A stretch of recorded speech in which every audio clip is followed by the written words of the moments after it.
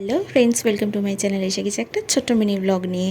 তো এখানে দেখো, আগের দিনে তো বিয়ে করতে গিয়েছিল বর, সেটা আপনাদের সঙ্গে শেয়ার করেছিলাম। আর তারপরের দিনকে তো বউ এসেছিল, সেটা আর শেয়ার করা হয়নি আপনাদের সঙ্গে।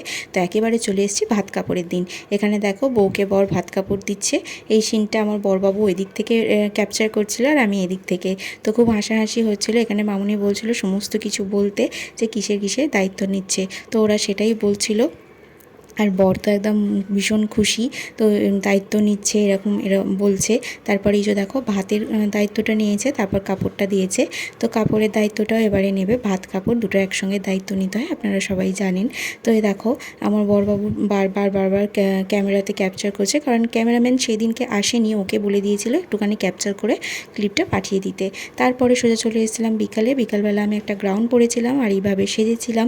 একটু সোনার গয়নাই পরেছিলাম একটু। তারপরে এখানে এই রিংটা পরেছিলাম। এই রিংটা একদমই পরা হয় না, বড় বলে বিরক্ত লাগে পরতে, কিন্তু সেদিনে মামুনি বলল পরতে, তাই পরেছিলাম। এইবারে বউ দেখো, আর তার মা মানে শাশুড়ি এইভাবে করে সেজেছে। তারপরে এখানে ছিল হচ্ছে ফুচকা স্টলে। তো প্রথমে গিয়েই ফুচকা খেয়ে নিয়েছিলাম। তারপরে এখানে ছিল লস্যি, ছিল কফি, তারপরে চিকেন পকোড়া, আইসক্রিম, এগুলো স্টলের মধ্যে ছিল। তো ঘুরে ঘুরে খেয়ে তারপরে এই যে এখানে দেখো, এটা হচ্ছে মেনু কার্ড। তো খেয়ে দিয়ে তারপরে বাড়ি চলে এসেছিলাম।